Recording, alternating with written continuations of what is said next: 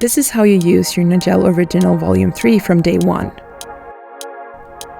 Start by removing the belt to set it up for the newborn stage.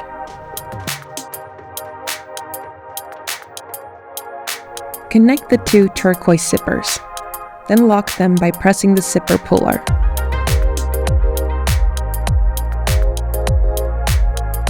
Adjust the back strap. It should sit low on your back for support. Put the baby carrier on over your head like a t-shirt. Open the buckles fully. Place your baby against your chest. Put the baby's legs inside the openings. Close the magnetic buckles. They click easily into place. Adjust the straps for a snug and secure fit.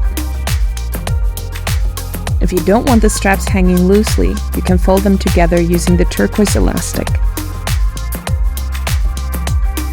Use the cord adjusters by the neck support to shorten the front panel.